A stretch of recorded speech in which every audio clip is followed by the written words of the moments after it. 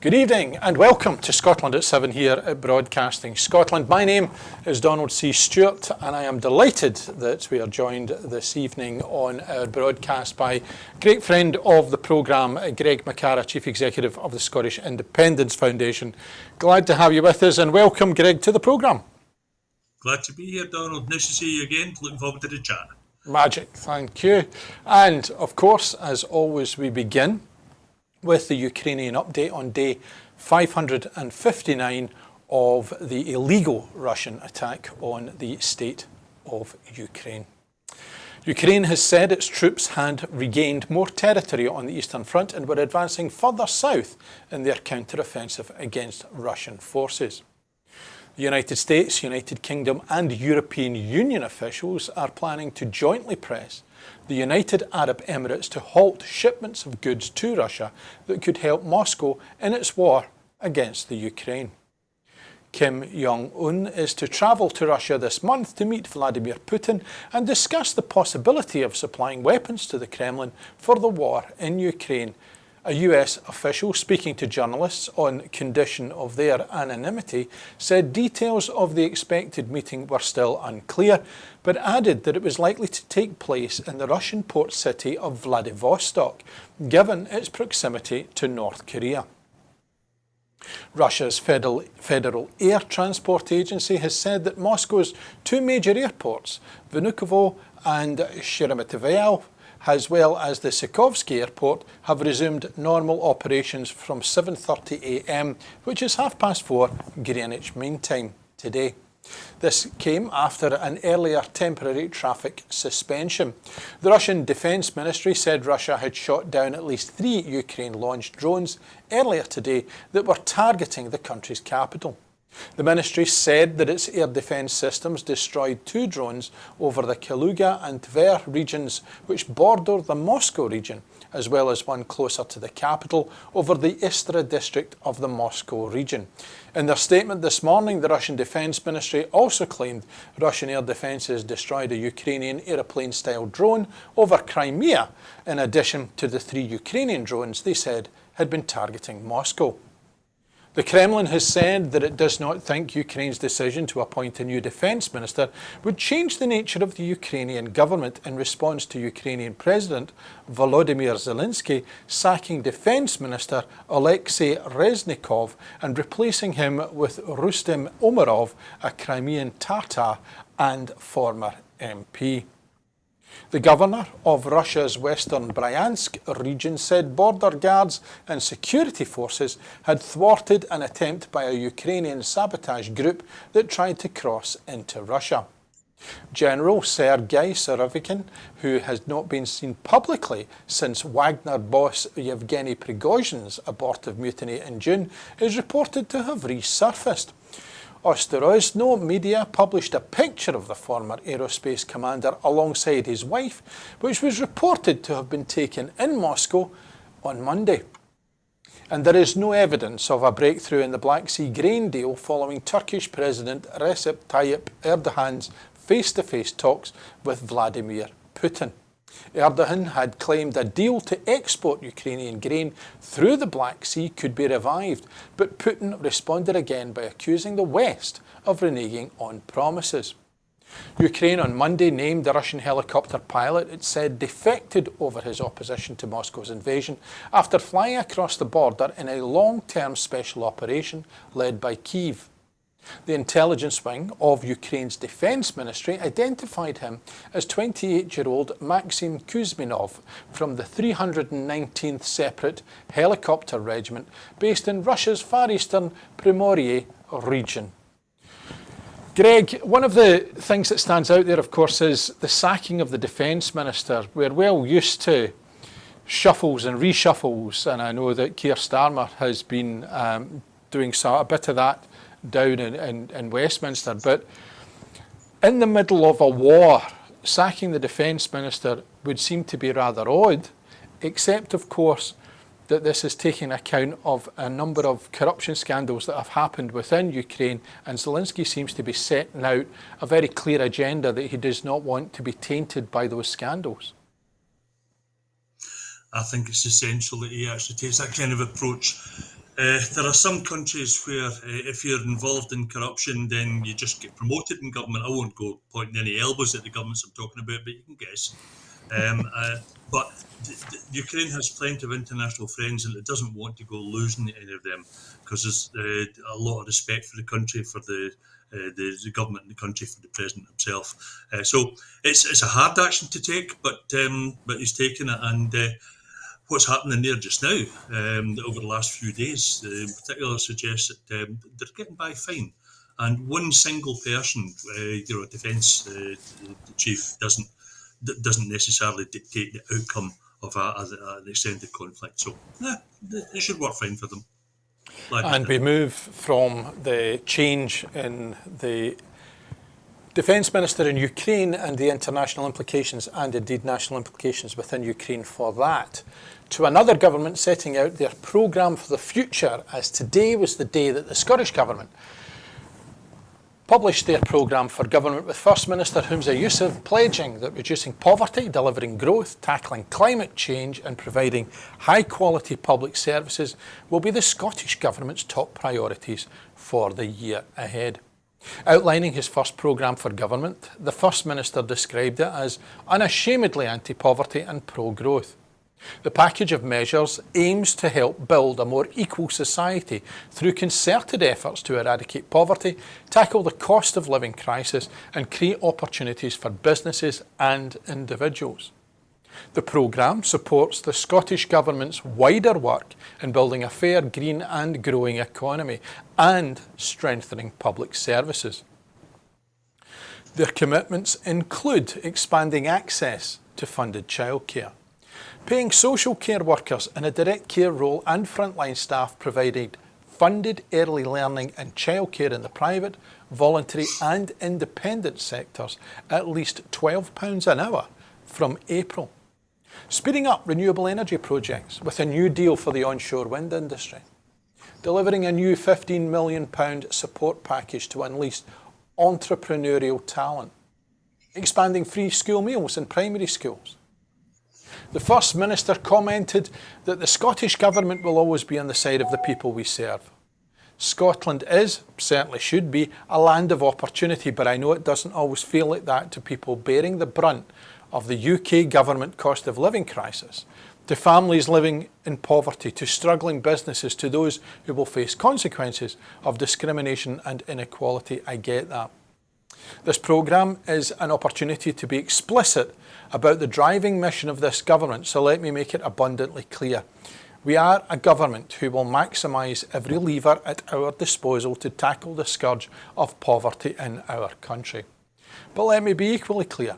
We also need to support economic growth, not for its own sake, but so we can tackle poverty and improve our public services, and we will be unapologetic in taking the action necessary to ensure a sustainable future for our children and planet. The unfortunate reality, he continued, is that the Scottish Government is currently operating with one hand tied behind our back. In the last 5 years, we have spent more than £700 million in countering the impact of UK government welfare cuts alone. That's why this government will never stop believing that decisions about Scotland should not be made by a government based in Westminster, but by the people of Scotland. In proposing the case for independence, we will set out a positive vision for Scotland's future. Greg, raft of measures in there. Any of those that catch your eye that you think are something that's going to catch the imagination of the people in Scotland? I'm not too worried at this stage about catching eyes. You've got to do what's right, not just what's popular or will grab a positive headline. And some of these things won't bear fruit instantly, certainly not before any upcoming elections. Will take maybe a generation. Let me give an example of that. I was a councillor for a period of time and in West Lothian, and we expanded breakfasts in primary schools. And as our education chief put it to me, that the situation was that Johnny would go to school in the morning but hadn't had a proper breakfast because that was his circumstances at home, whatever that might be, couldn't afford it or didn't really have the background or the knowledge to prepare the way for going to school. Johnny kind of slept through quite a lot of classes because his belly was empty and couldn't concentrate as well as some of the other well-fed kids in the class. And Johnny didn't do that well in primary or high school. Got an okay job, not a great one, and kind of lived near the poverty line for much of his life until he was old enough to have kids. And Jeannie went to school hungry in the morning and so on in the cycle.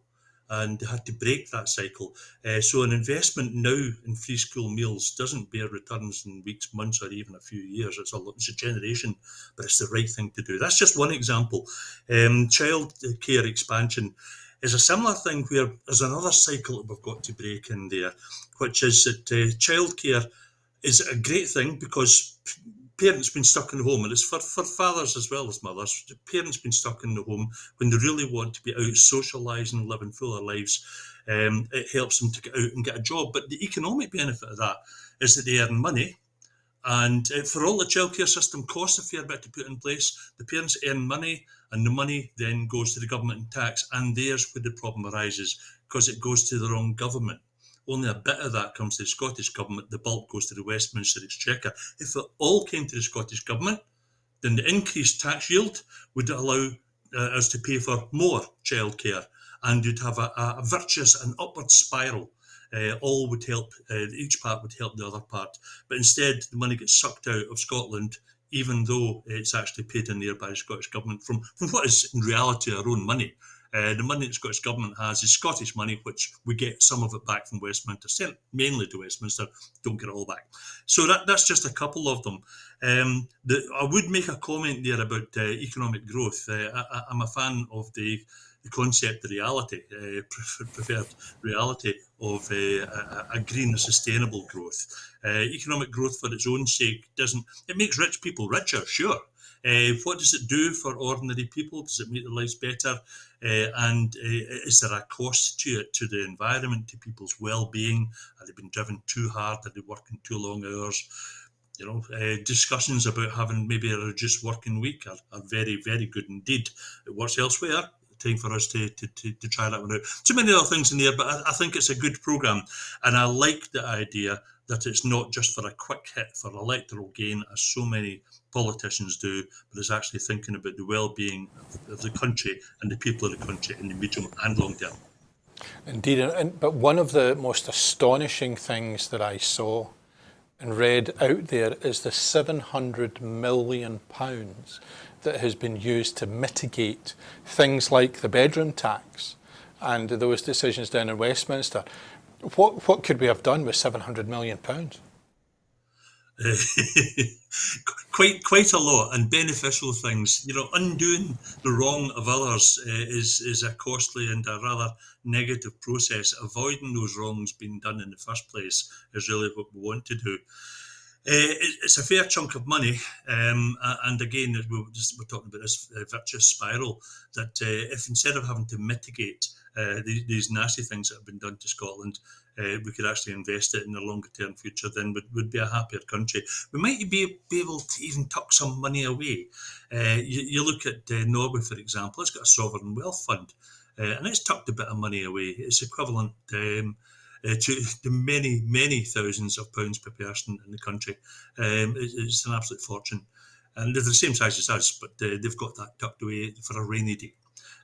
We don't. So, it'd be nice if we could do that, but I know the way that we've got to go and the decisions we've got to make before we can stop the bad things happen, allow the good things happen, make sure we can afford it, and still have a wee insurance policy behind us just in case something wicked this way comes that we need to deal with.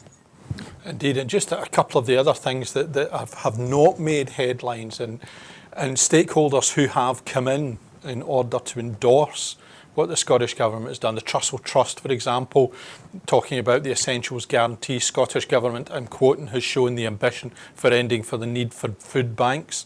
That's incredible. Also, the National Autistic Society, great to see today's programme for government includes a commitment to consult on a learning disability, autism and neurodiversity bill by the end of this year, this calendar year.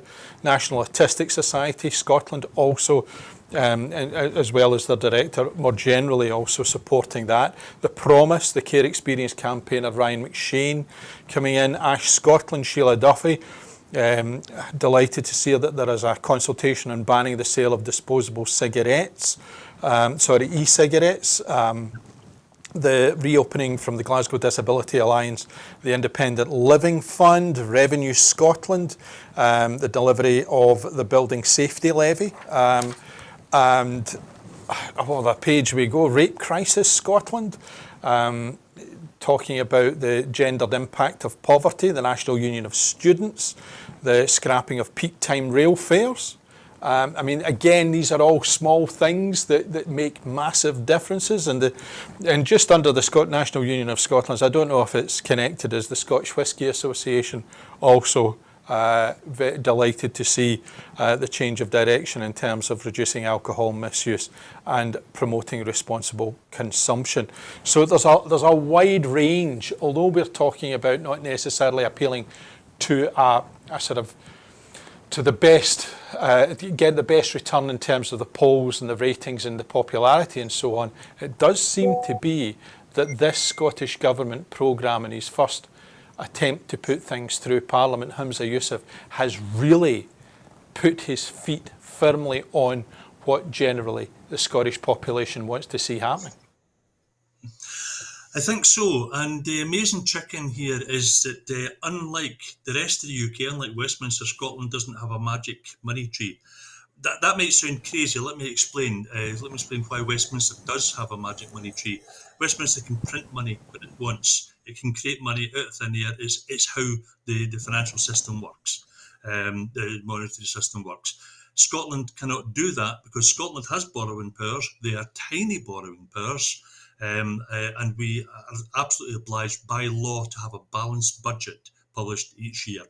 Whereas Westminster doesn't have a balanced budget, and if it wants money, it borrows it, and if it wants to just create it out of thin air, it shakes the magic money tree, and that's what it did during Brexit and during lockdown, when there were so many new initiatives funded in that. It just created it from cold start. The other things that are doing in there is it's easy for critics to say, but you should be doing this, you should be doing it faster, you should be doing more, you should be doing all these other things. When you have limited access to resources, which would be blown away with independence, but when you've got limited access, you have to try and prioritise. And yet there are so many things in there that are reaching out to try and help parts of Scottish society which most need it. Whether it's to do with health initiatives or you can't spend money unless you're in Westminster. You can't spend money unless you got it, because you can't create it. So you do need to have some kind of entrepreneurial development in Scotland. Investment in that is absolutely right as well. It's a bit rich. Those who might say, not enough has been spent on nutrition programs or on health programs or whatever. We had the nonsense of people actually using skewed cut-off graphs, as they call them, to try and suggest that there had been a dramatic rise in alcoholism in Scotland. If you looked at the actual graph, in India, it's all mathematical.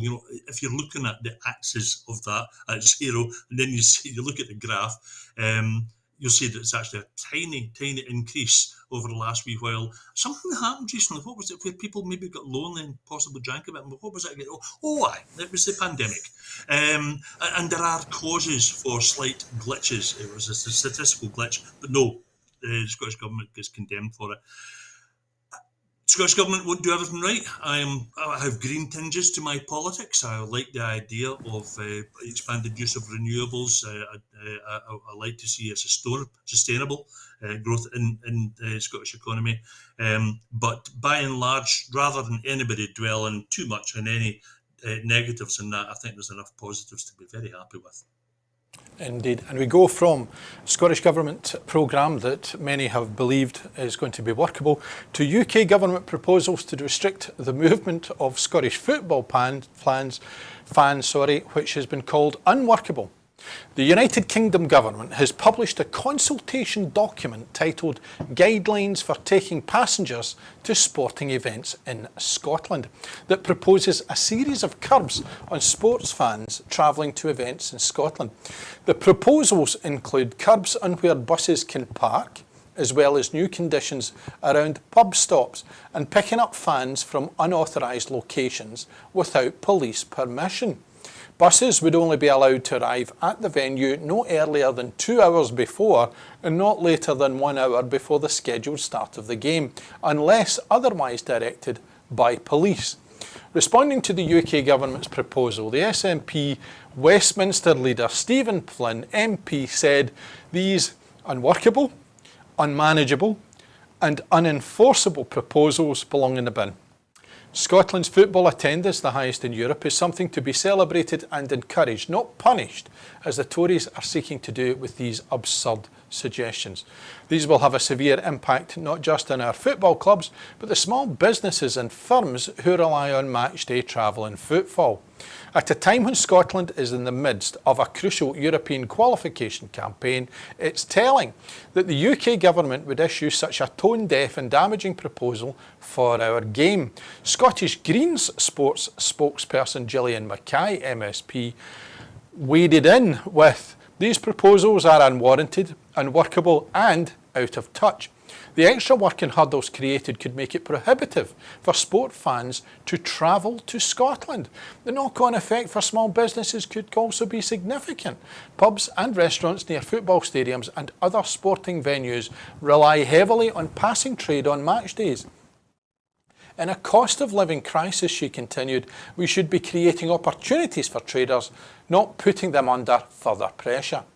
We need to be working with sports clubs and supporter groups to ensure great days out for our fans. These proposals need to be given the red card." I'm going to own up. I am involved in the Scottish Football Supporters Association, and the colour red has been much in our minds today when this came out.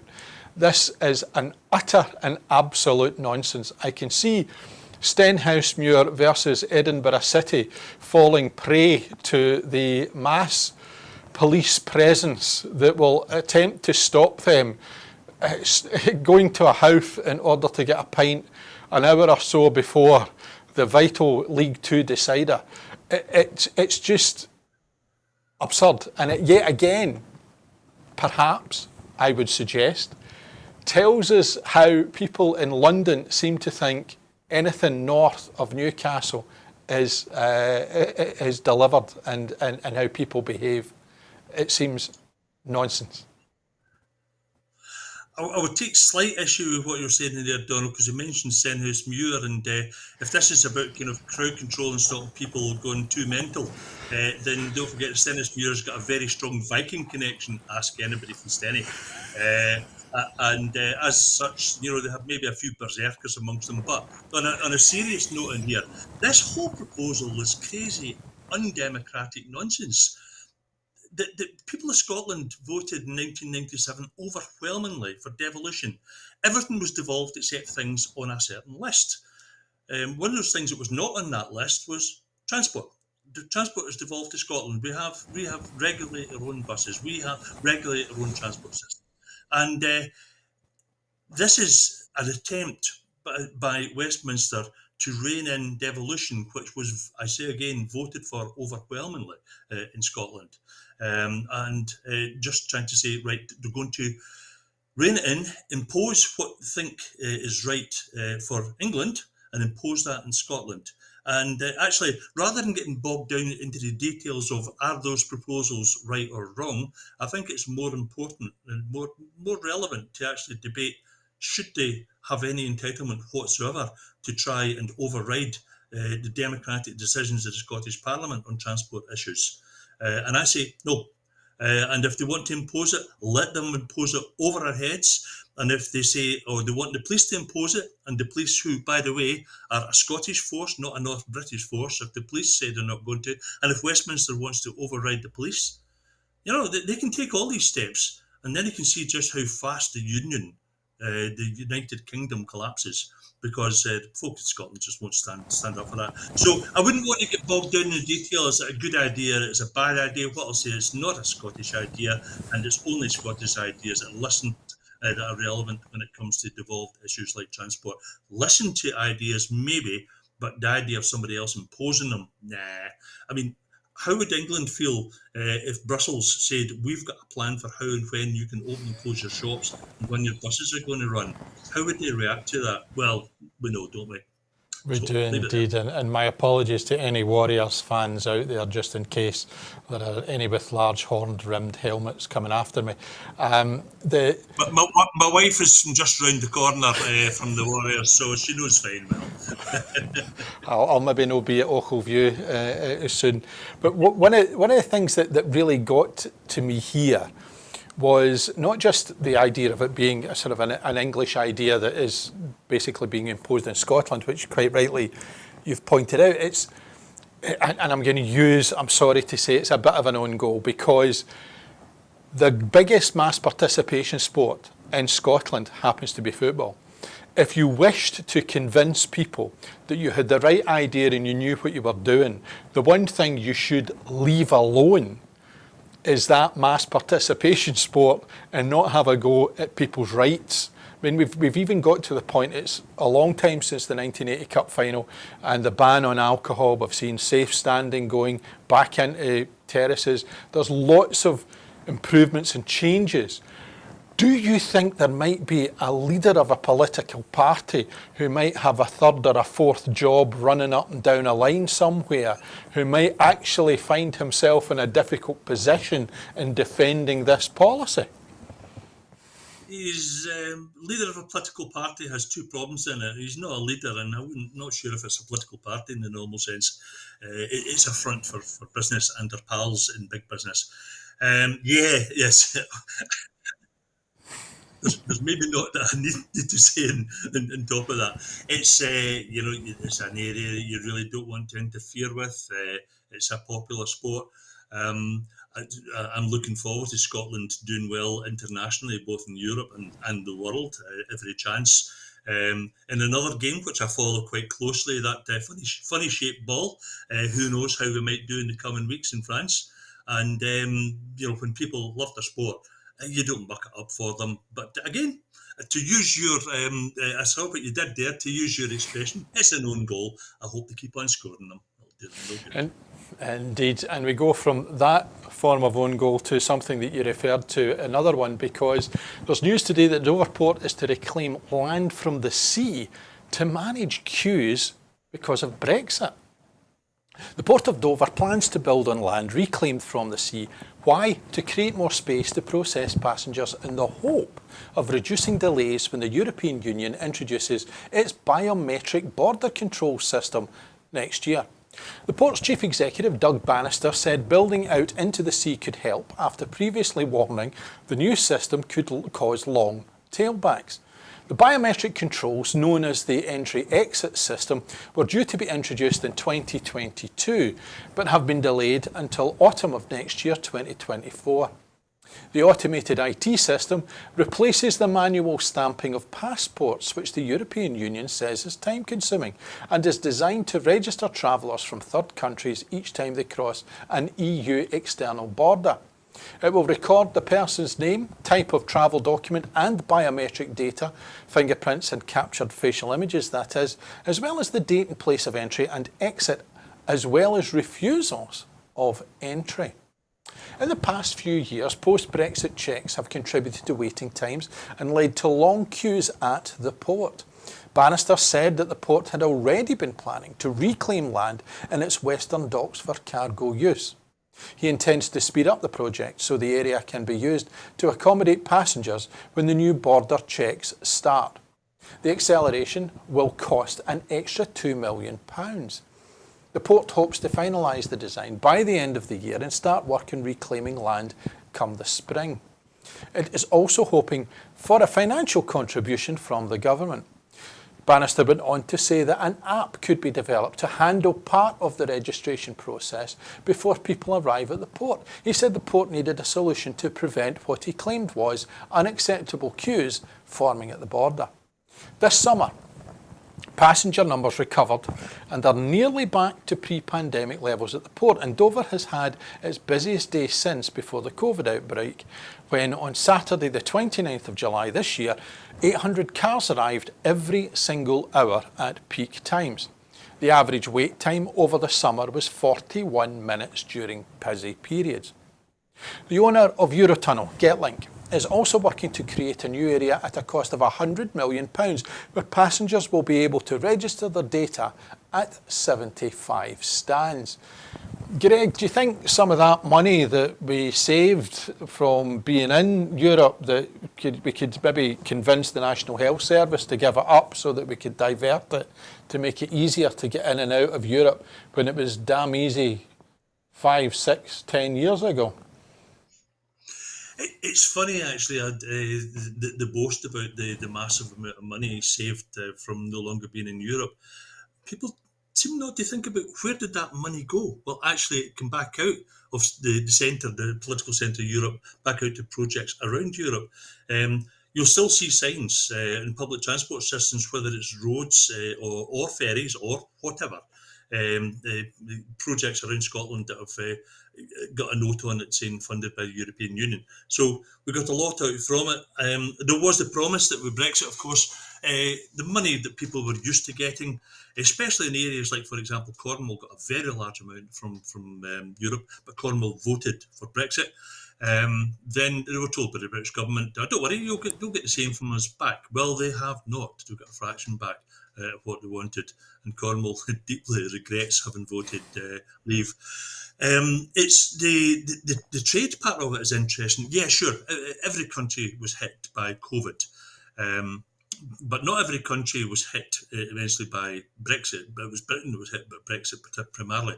Ireland had a great solution. Ireland had used to send a lot of its freight across through Wales, and then down to England, and then across the Channel.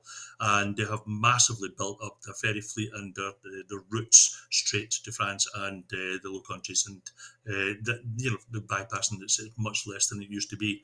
So the idea that they're extending the land in there.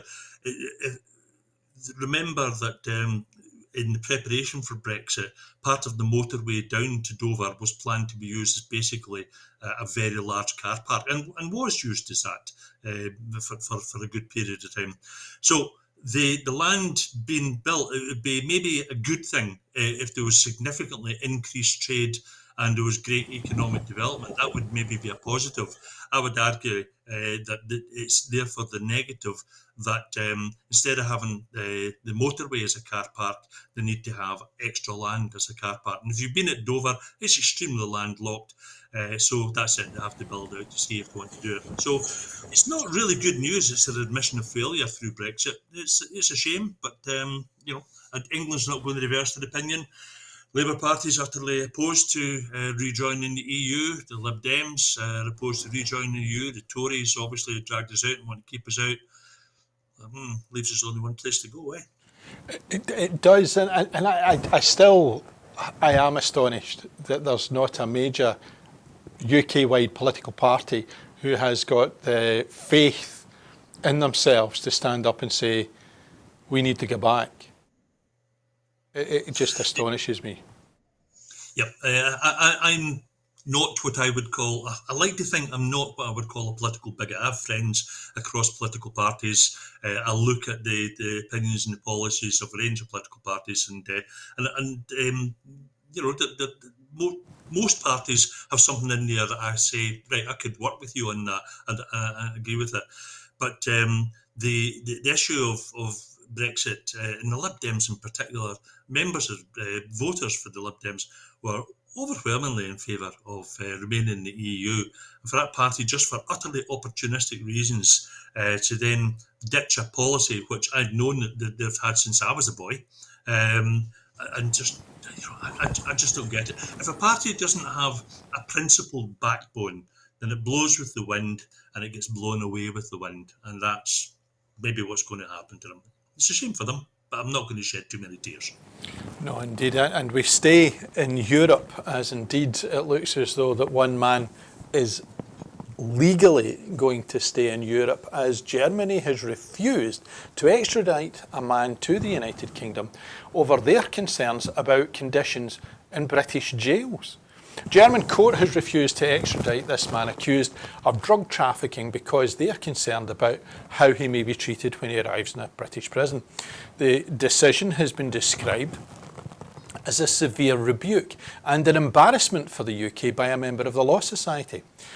This case involves an Albanian man who lived in the UK, accused of trafficking approximately 5 kilos of cocaine and laundering about £750,000.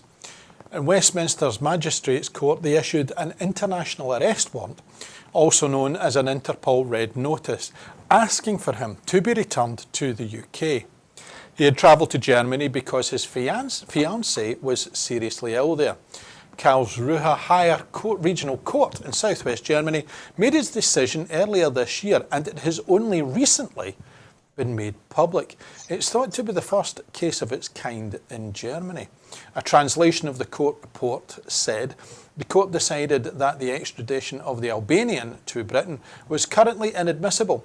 Without British guarantees, extradition is not possible in view of the state of the British prison system. There are no legal remedies against this. The man was arrested by German police and held in extradition custody. His defence lawyer, Jan Karl Janssen, had studied in Glasgow and had written a thesis that looked at UK prison conditions. In court, Janssen cited his research about chronic overcrowding, staff shortages and violence amongst inmates in UK prisons. On the basis of this evidence, the German court sought reassurances on 2 occasions from the UK authorities about prison conditions there. The court said guarantees from the UK of compliance with minimum standards in accordance with the European Convention on Human Rights were required. In addition, the court asked UK authorities to specify which prisons the Albanian man was going to be detained in and what his conditions of detention would be in those prisons. A police station in Manchester replied to the court's first request on the final day of the deadline for a response, saying 20,000 extra prison places were being built to deal with the problem of overcrowding. The second request for reassurance about conditions in British prisons received no response from the UK. While concerns have been expressed before about prisons in certain European countries, this is never thought to have happened previously in relation to UK prison conditions. Failing to receive the assurance it sought about conditions, the German court determined the extradition of the Albanian was currently inadmissible. Since the UK is no longer a member of the European Union, the rules of the European arrest warrant no longer apply. Jonathan Goldsmith, a Law Society member, writing in the Law Society Gazette in a personal capacity about the case, said, "This is an embarrassment for the UK. There have been similar court decisions before under the European arrest warrant framework, but in relation to member states whose records on prisons and human rights the UK would not wish to compare itself with. The Albanian man is not wanted for offences committed in Germany, and the court determined that as it did not receive the assurances it asked for from the UK authorities, the man would not be extradited. He is currently free again." This is astonishing. You go from one thing to another. The idea that in this rich country, that the way that we treat prisoners is looked down upon, frowned upon by our cousins in Europe as being unfit to hold a criminal. It's astonishing. It would once have been astonishing, Donald. It would once have been. Maybe less so now. The Howard League has been working on prison reform for over a century. I'm not sure how long, but a very, very long time. And have brought prisons, helped to encourage prisons to come to a particular standard. There's a principle that I think is often misunderstood about prisons. People think that people who are sent to a prison should be punished in the prison. No. It's the loss of their freedom. It's the incarceration, which is the punishment. It is not the legal intention in Scotland, England, anywhere. In fact, broadly in Europe, it is not the intention to actually punish people whilst they're in there. The idea of hard labour, out breaking rocks, and, things of that sort. That's kind of the wrong century for that. And yet, what we're seeing in here is somebody, in Germany saying that no, the circumstances of this person going to prison in England would be inappropriate. It doesn't meet the standards which are the norm in Europe. You talked about the European Convention on Human Rights. Yes, we've left Europe, but no, we haven't left the ECHR. Not yet. There are several quite senior people in the Tory party who are arguing for doing precisely that. And why? People have far too many human rights. They restrict business. They stop they stop their pals from getting rich. Is that cynical? I'm not sure it is. It's harsh, sure. I think it's honest, and I don't think it's cynical. The idea that you ditch your principles for the sake of personal wealth, personal profit, or for a bunch of cronies is a bit sad. So in this case, there are, in the States, there are certain things that you cannot do in the prison. They describe it as cruel and unusual punishment. And you can't do that. It's just not allowed federally in the States. In England, if people can be subjected to very poor living conditions below an internationally understood and agreed standard, then I applaud Germany's position on that. And sadly, instead of remedying it and conforming to the European norms, it does sound like there's a possibility that could be another case of let's just ditch the norm, let's break away from it and do something substandard instead. Got to hell in a handbasket. Indeed. And we go from prison in terms of one person being free in Germany to prison hanging over somebody over in America, with news today that a former US federal judge has said that the Supreme Court could determine Donald Trump's 2024 eligibility soon. The US Supreme Court is likely to determine whether Trump is eligible to run for president. The well-respected former federal judge Michael Luttig said on Sunday, soon. Some legal experts believe Trump could be disqualified under Section 3 of the 14th Amendment. This measure bars someone from holding federal office if they have previously taken an oath to support the Constitution and subsequently engaged in insurrection or rebellion against the same. Interpreting that language, Luttig and some other prominent conservative scholars have concluded that Trump's action on January the 6th and his efforts to overturn the 2020 election bar him from running for president. Other scholars have been more sceptical of a disqualification claim, questioning whether Trump's conduct actually amounted to insurrection. The provision has never been enforced, and it is unclear what the exact mechanism for doing so would be. Secretaries of State who are charged with overseeing candidate eligibility requirements are studying how the process will probably play out. This is one of the most fundamental questions that could ever be decided under our Constitution, Luttig said on Sunday during an appearance on MSNBC's Velshi. And it will be decided by the Supreme Court of the United States sooner rather than later, and most likely before the first primaries. Trump appointed 3 of the justices on the current court, where there is a 6-3 Conservative supermajority. It will probably arrive at the court at a moment when the institution's credibility is under fire, driven by a series of ethics scandals and its unpopular decision to overturn Roe versus Wade last year. Election officials in some of the earliest primary states will probably have to soon make a decision on how to proceed with challenges to Trump's eligibility, which several groups have promised to bring. They are likely to come under enormous pressure. In New Hampshire, the Republican Secretary of State Dave Scanlon told NBC News his office was flooded with telephone calls from Trump supporters after the conservative personality Charlie Kirk falsely said Scanlon was trying to kick Trump off the ballot. Yeah, this, we go from Brexit to this, and it just, a former president, and this I think is probably one of the things that for Conservatives across the whole of the world is a difficulty.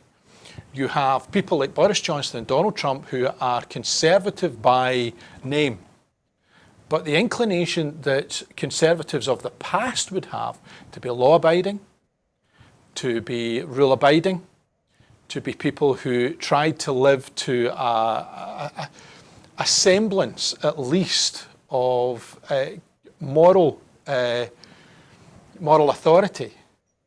But this bunch are just so utterly corrupt. And the idea that this man could actually run from prison is gaining traction and ground, because he still seems to be out in the lead in the Republican nominations. And I worry for the American people if they are actually once again fooled into believing that this man is the one who's going to stop the Ukraine war in 24 hours and change the world.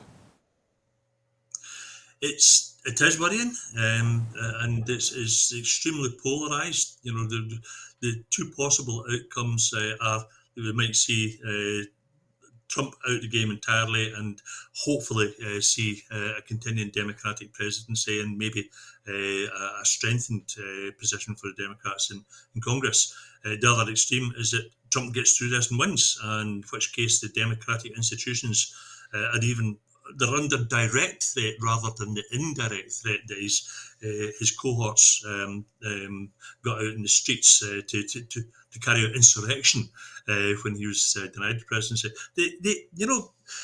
The American Constitution, there were plenty of Scots involved in the drafting of that, and they brought into that a few principles that they directly or their forebears had brought from Scotland, largely from the Declaration of Arbroath, that had a nice set of principles in it. And anyway, a pretty good constitution, needed a few amendments, but one of the things that they never thought of putting in was they're not allowed to be an out-and-out crook and be elected president, because they never anticipated the possibility of that happening. Of course that wouldn't happen, they thought, and they were right for 200 odd years.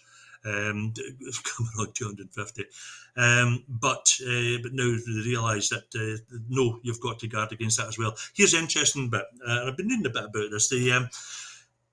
As opposed to having just maybe one case at federal level in the States, which ultimately and relatively quickly might end up in the Supreme Court and settle it, what you have is multiple cases through a range of states, and it's done under the state law.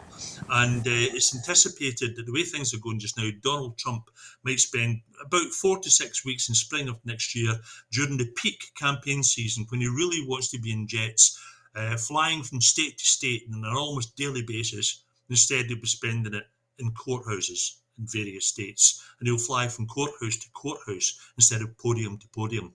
And that's just all his campaign. And if that is the case, polling within the Republicans show that, there is currently a large support for Trump and a decent chance that they would choose him as candidate again. But if he is found guilty of the accusations, and especially the one of insurrection, then his support begins to melt away to the extent that they'll have pretty well anybody but him. And maybe if it gets close to the wire, maybe long before they get to the wire, might realise he's a busted flush. They have to look for somebody else. You know, the Republicans are capable of getting decent people who are respected across the board in the country. They might have right-wing viewpoints, but nonetheless they are democratic in their credentials. John McCain is a very good example of that, a very decent man, liked all around. And instead they ended up with Trump. They might learn a hard lesson that the further they get to the right, the less electable they become, and maybe the rest of the country can begin to heal once we've seen the back of Trump. Indeed, we go from trauma to be experienced by an electorate in America to The way in which we deal with children and young people and those who have significant trauma in their lives, as it was reported today that Scotland's care workforce has grown. The Scottish Social Service Sector Report on 2022 Workforce Data Report, published by the Scottish Social Services Council, colloquially known as the SSSC, shows the workforce makes up around 8% of all Scottish employment, or 1 in 13 jobs. The report shows the biggest workforce increase were in housing support, care at home and daycare of children's services and nurse agencies. This reflects the move towards more care being provided in people's own homes and the expansion of free early learning and childcare. SSSC Acting Chief Executive Marie Allison said, as Scotland's social work, social care and children and young people workforce continues to grow, it's a good time to recognise the valuable contribution they make helping people live the lives they want, but also their contribution to the economy. Representing 1 in 13 of all Scottish jobs, there are lots and varied job roles available working with children, young people, adults and older people, and we are working with Scottish Government and other key partners to promote care as a career of choice. Scotland's ageing population means the workforce will need to continue to grow to meet increasing demand for services, and our work supports workforce planning to meet that growing demand. It's important too that we advocate for fair work and support the well-being of the workforce to make sure the trusted, skilled and confident workforce is properly valued for the work they do. Key points that came from this year's Workforce Data Report included the size of the workforce rose slightly to 211,510, which was an increase of 1.5% since 2021. The social service workforce makes up approximately 7.8% of all Scottish employment. The increase has been driven mainly by increases, as was highlighted earlier, in the housing support, care at home, daycare of children and nurse agency sub-sectors. The whole-time equivalent, WTE, measure of the workforce is 160,960, which is an increase of 1.1% since 2021. And the stability index of the workforce is 75.5%. This means that just over 3/4 of the workforce have remained in the same post from the previous year. Now, the percentage of men working in the sector is 15%, although it's around double or greater that proportion in criminal justice social work and residential child care services. The workforce is mainly employed on permanent contracts, which is at 83%, and the median figure for the typical weekly hours worked by staff is 33, and 53% of the workforce work full-time, which is more than 30 hours per week. And of course, as well as childcare and those who have suffered significant trauma, those who have a learning disability or a physical disability, and those who are elderly are included in those statistics. And Greg, those statistics are telling us that this care sector is a significant contributor to the economy. It's also a significant employer, but it's also something that, given those other statistics in terms of the number of men employed, the number of full-time hours that are being continued, and the stability of it, over 3/4 still remaining in post, that perhaps it has a little more stability in it that people could go into and remain in for longer than short-term contracts or zero-hour contracts, which is always a good thing. I think you judge the quality of a country and the attitudes of a country not by how wealthy a minority might be, but how well the country looks after those most in need. There are plenty of people that need care. There are plenty of people who are not earning and need a bit of support. Because the lack of physical capacity or mental capacity, or they have other pressures on them needing to look after somebody else. All such people need to be respected, and it is the core measure of a country that how well we look after ourselves. Minimise the trauma of being at the bottom end of that spectrum and try and lift everybody up in there. It's not something you'll see across the newspapers on a regular basis, but Scotland has the best performing national health service in the UK, of the 4 nations of the UK, and we are making strides towards a national care service. There was a move towards it, quite a fast move towards creating a national care service, and that was deliberately paused. Because there were aspects of it that had been pointed out.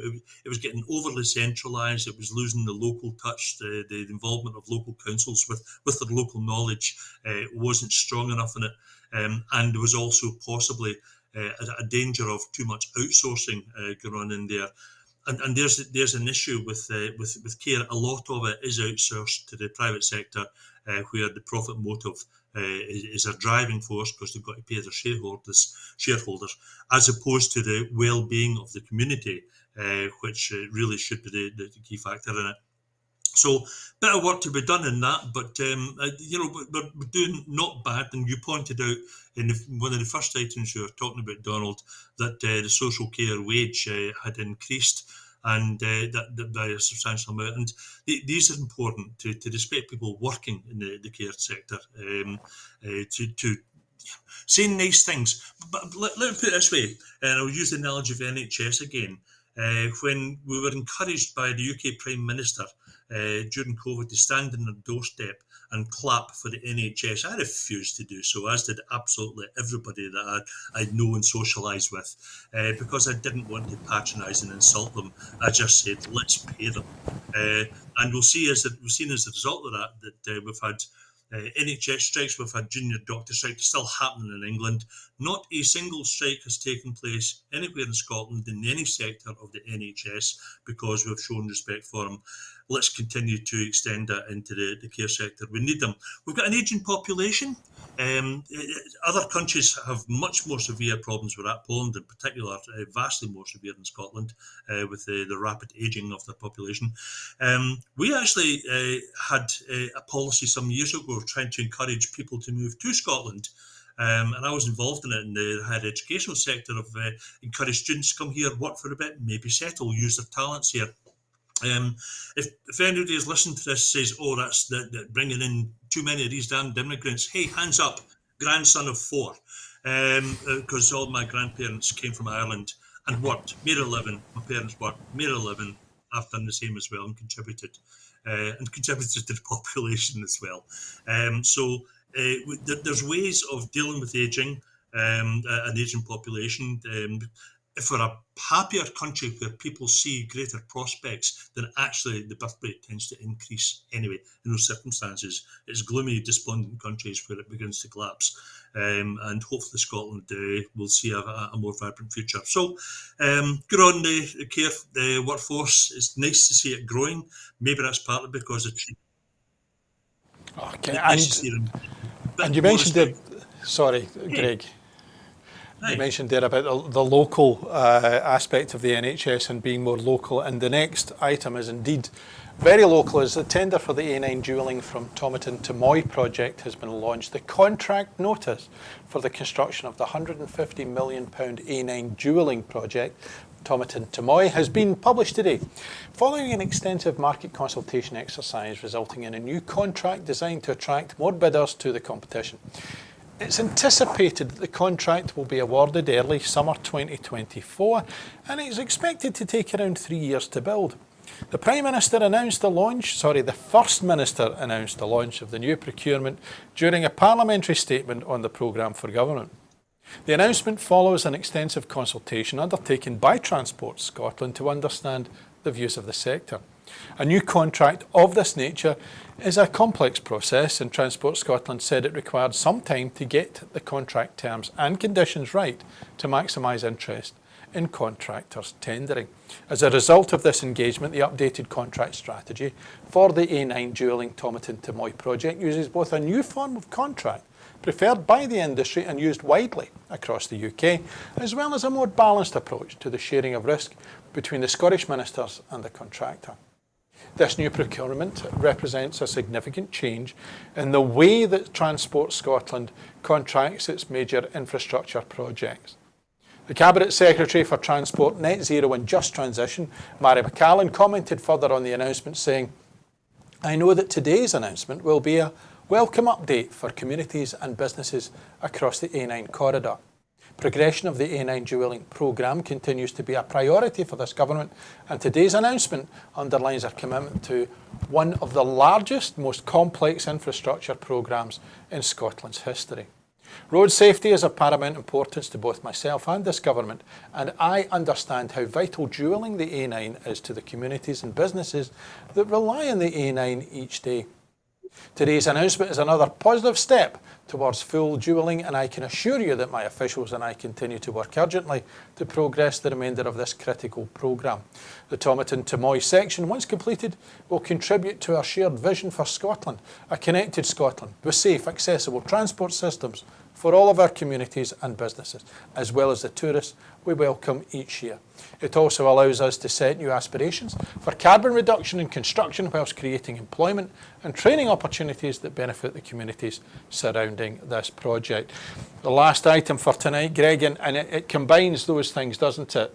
Growth, economic drivers, green issues, and connection in the local community. It was fun earlier on when you were saying it earlier on. There was given when you said there was an announcement about this initiative, and you said it was the Prime Minister and corrected the First Minister. Given our earlier discussion about football and transport issues and Westminster trying to overrule Scotland's devolved powers in transport, that wouldn't at all surprise me if Rishi Sunak had made that announcement today. I mentioned my green fringes to my views in here. I like public transport. I don't think we can just keep on building roads, and certainly not. We've got plenty of motorways, thank you. There are more dangerous drivers than there are dangerous roads, although I do accept that some sections of some roads can be problematic. So I'm happy with that, but I'm also happy at the fact that there's a move towards further encouragement and help towards people using public transport, because that is the future if we want to have a sustainable environment rather than just a sustainable economy. But it's a reasonable balance we've got in there, and I do know that the Highlands of Scotland often have felt neglected, and even if it's not a multi-lane motorway, it certainly is a quicker and admittedly safer way for folk from the far north of Scotland to get further south, or folk like ourselves heading north for a holiday. So good on them. Reasonable balance in there. It's nice to see it. And by the way, the naysayers were saying it would never be done. That's the very people who never did it themselves in the decades they were in power. Indeed. And Greg, well, thank you for tonight. It was great to have you on and wonderful to have the chat. We started off with a government group of policies, and we've ended up on the road to the Highlands. Not a bad night's work indeed. Thanks, Donald. Enjoyed that.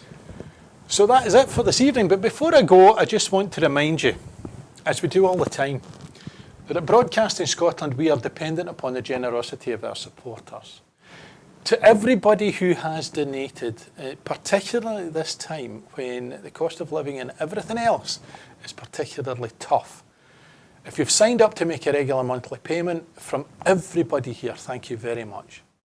Our commitment is always to make programmes free to view. However, if you can afford £5 a month to become a Broadcasting Scotland supporter, please consider doing so. Our need is to reach £30,000 as a target to pay our bills, and it's still pressing.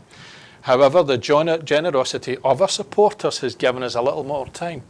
We have now raised nearly £16,500, and we are able to continue making programmes for the next few weeks, but our need to raise the remaining £13,500 is still really urgent. So please, if you can contribute, please do. If you can promote us, please do. If you can help, get in contact.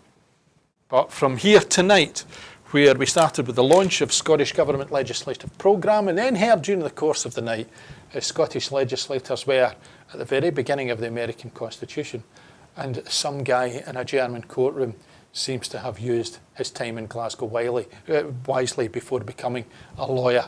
From us here at Broadcasting Scotland, it's good night. Thank you for watching.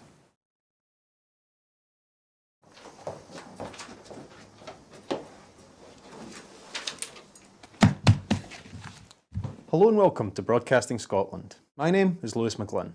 Hello and welcome to Broadcasting Scotland. My name is Saoirse Healy. Hello and welcome to Broadcasting Scotland. My name is Donald C. Stewart.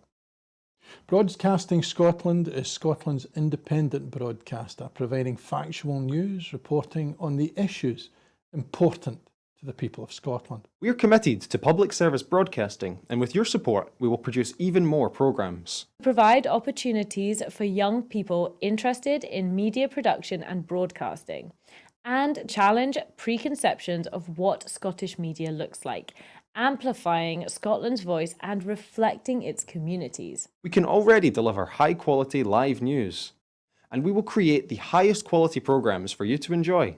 But we can only do that with your support. So please subscribe to and share our channel or donate to Broadcasting Scotland via the link in the description. Thank you. Thank you. Thank you.